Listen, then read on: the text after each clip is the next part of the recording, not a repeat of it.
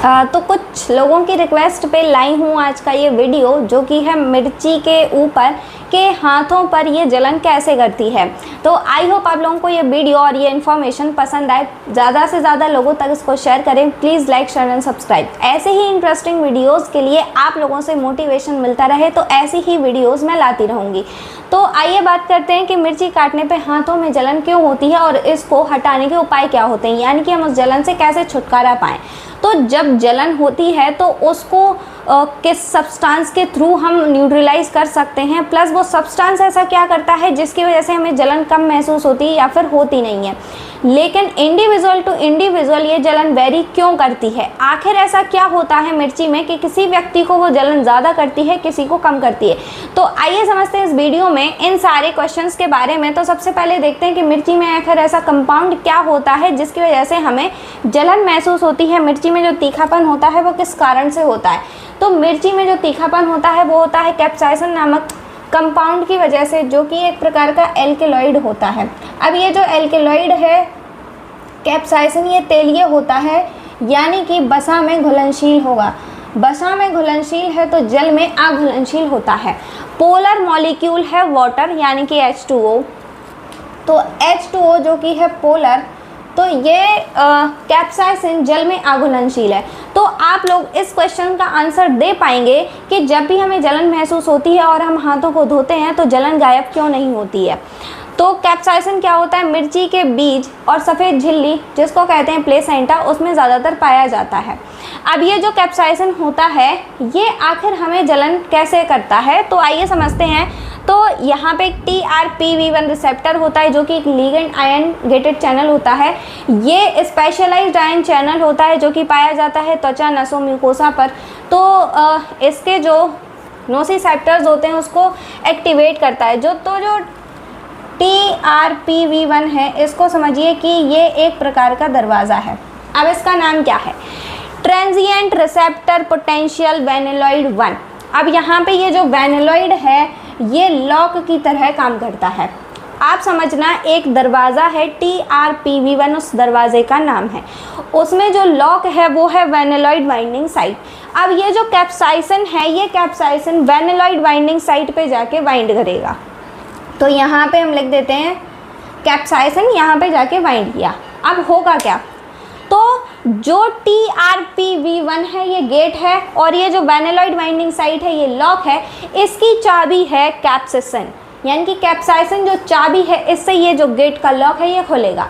Gate का lock जैसे खुलेगा, अब इसके अंदर कुछ ना कुछ जाएगा तो वो क्या जाता है। अब क्योंकि ये लिगेंड गेटेड आयन चैनल है और जो कैप्साइसिन होता है हीट इसको ज़्यादा मिलेगी, 43 डिग्री सेल्सियस से ज़्यादा हुआ, इसका जो pH है ये 5.9 से कम हुआ, तो ये क्या करता है, TRPV1 जो चैनल होता है वो खुल जाता है और कैल्शियम सोडियम आयन इसमें अंदर जाते हैं, डीपोलराइजेशन करते हैं। जैसे ही डीपोलराइजेशन होगा एक्शन पोटेंशियल जनरेट होता है। एक्शन पोटेंशियल जनरेट होगा तो दिमाग को सिग्नल मिलता है दर्द, जलन और गर्मी का। जैसे ही दिमाग को सिग्नल मिलेगा दर्द का, वैसे ही नोसिसेप्टर्स एक्टिवेट हो जाएंगे। नोसिसेप्टर्स होते हैं दर्द को महसूस करने वाले रिसेप्टर्स। तो यहाँ पे जो नर्व एंडिंग्स होती हैं नोसिसेप्टर्स, जिस पे ये जो TRPV1 रिसेप्टर होता है ये पाया जाता है और उसको चैनल को खोलने का काम कैप्साइसिन का होता है। तो अब आप ये समझिए कि एक गेट है TRPV1 नाम का, उसमें जो लॉक है वेनिलॉइड नाम का, उस लॉक की चाबी है कैप्साइसिन। अब उस लॉक को जब तक ये गेट खुला रहेगा तब तक हमें जलन महसूस होगी, जब ये गेट बंद हो जाएगा तो हमें जलन महसूस नहीं होगी। तो आखिर हमें करना क्या है, ये जो कैप्साइसिन है जो कि वेनिलॉइड बाइंडिंग साइट पे बाइंड किया है, हमें इसको हटाना है। अब ये कैसे हटेगा, कैप्साइसिन जो कि जल में अघुलनशील है, तो जब हम पानी से धोएंगे तो ये हटेगा नहीं, लेकिन बसा में ये घुलनशील है तो ये जो कैप्साइसिन है ये बसा में घुल सकता है। तो आगे समझते हैं कि इसको न्यूट्रलाइज कैसे करते हैं। तो इसका पहले सिग्नलिंग पाथवे देखते हैं कि जो कैप्साइसिन होता है ये बाइंड करने के बाद आखिर सिग्नल पहुंचाता कैसे है। तो TRPV1 चैनल जो है ओपन हुआ, कैल्शियम सोडियम आयन अंदर जाएंगे तो जो वेसिकल्स होती हैं उससे सब्सटेंस B और CGRP रिलीज होंगे। ये सिग्नल्स होते हैं इंट्रासेलुलर। तो ये जो सूजन होता है इसको एक्टिवेट करता है, न्यूरोजेनिक इन्फ्लामेशन कॉज करेगा और वेजोडाइलेशन होगा। वेजोडाइलेशन का मतलब होता है जो ब्लड वेसल्स होती हैं उनका डायलेट होना, उनका फैलना। तो जैसे ही वेजोडाइलेशन होगा वैसे ही MAPK और ERK पाथवे एक्टिवेट होगा। जैसे ही ये पाथवे एक्टिवेट हुआ वैसे ही जो दर्द होता है उसकी संवेदनशीलता बढ़ती है। जैसे ही दर्द बढ़ेगा वैसे ही PKA एक्टिवेशन होगा। जैसे ही प्रोटीन काइनेज C एक्टिवेट होता है वैसे ही TRPV1 को और ज़्यादा संवेदनशील बना देता है, तो जिससे कि और ज़्यादा जलन महसूस होती है। अब इस जो सिग्नल है इसका टाइम देखते हैं कि कितने टाइम में क्या क्या इसके अंदर हुआ है। 0.1 सेकेंड में कैप्साइसिन TRPV1 से बाइंड किया, कैप्साइसिन TRPV1 से बाइंड करेगा, चैनल खुला, कैल्शियम आयन और सोडियम आयन इससे अंदर जाएगा। जैसे ही इसका गेट खुलेगा कैल्शियम और सोडियम आयन अंदर गया 1.5 सेकेंड्स में। उसके बाद एक्शन पोटेंशियल जनरेट होगा 5 to 10 सेकेंड्स में। उसके बाद दिमाग तक सिग्नल पहुंचेगा, क्योंकि जो न्यूरॉन्स होते हैं उनमें ही जब एक्शन पोटेंशियल जनरेट होगा तो जो न्यूरॉन्स होते हैं वो एक दूसरे को सिग्नल पहुंचाते हैं, तो वो 10 to 30 सेकेंड्स तक दिमाग को जो है सिग्नल पहुंचा और हमें जलन महसूस शुरू होगी 30+ सेकेंड्स में। यानी कि इतने सेकंड की ये जो कहानी है कि क्या होगा, कैप्साइसिन ने बाइंड किया, एक्टिवेशन होगा, फिर पोटेंशियल जनरेट होगा, उसके बाद जलन महसूस होगी। तो यहाँ पे जब न्यूरॉन्स होते हैं, ये जो न्यूरॉन्स हैं ये आगे सिग्नल को कैरी ऑन करते हैं, तब जाके हमें पेन जो है महसूस होता है। तो आइए देखते हैं कि जो दूध होता है ये कैप्साइसिन को न्यूट्रलाइज कैसे करता है। अब समझते हैं कि जो कैप्साइसिन होता है जो कि जल में अघुलनशील है लेकिन वसा में घुलनशील होता है, तो आप लोगों को पता होगा कि दूध में क्या क्या होता है। तो दूध में पाया जाता है पानी, वसा और प्रोटीन। इसमें केसीन प्रोटीन होता है। तो आगे देखते हैं कि इन तीनों का काम कैप्साइसिन के साथ क्या होगा। तो कैप्साइसिन जो कि तेलीय और हाइड्रोफोबिक अणु होता है, हाइड्रो का मतलब होता है पानी, फोबिक का मतलब होता है डर, यानी कि उसको जल से डर लगता है, फोबिया का मतलब डर। तो हाइड्रोफोबिक अणु होता है, दूध में पाया जाता है पानी, वसा और प्रोटीन। जो केसीन प्रोटीन होता है ये कैप्साइसिन को अपने अंदर समा लेता है और मिसल्स बनाता है। तो कैप्साइसिन वसा में घुल जाएगा, त्वचा से हट जाता है, मिसल्स बना लेता है।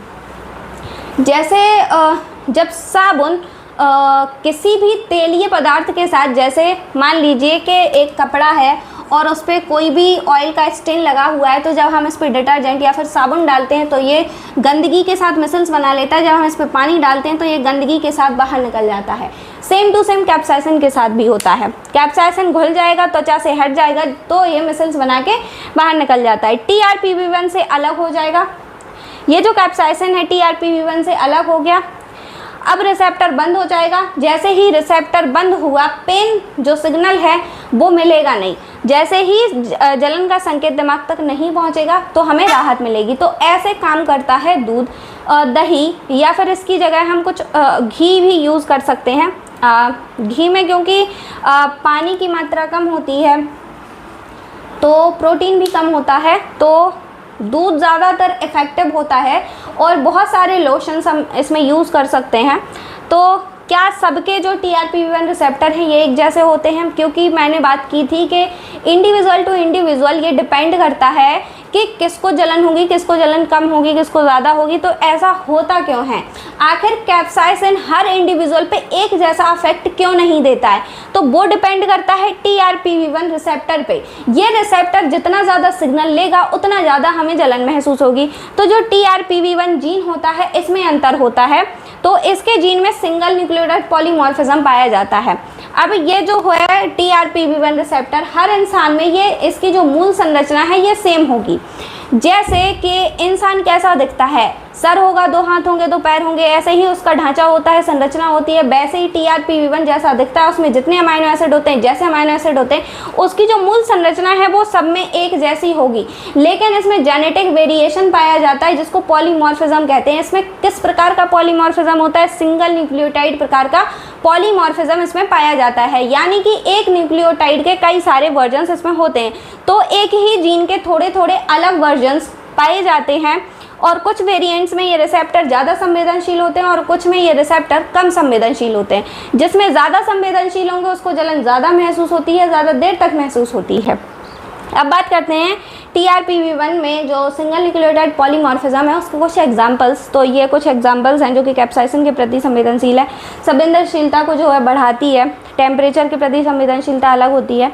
तो किसी को ज़्यादा किसी को कम जलन क्यों महसूस होती है? According to the variant of the TRPV1 gene and the type of skin, इस पर भी डिपेंड करता है। यानी कि TRPV1 जीन में सिंगल न्यूक्लियोटाइड जो पॉलीमॉर्फिज्म होता है, कुछ लोगों में ये रिसेप्टर जन्म से ही ज़्यादा एक्टिवेट होते हैं, ज़्यादा सेंसिटिव होते हैं। त्वचा की मोटाई और उसके प्रकार पर भी डिपेंड करता है कि उसकी जो स्किन टाइप है वो कैसी है।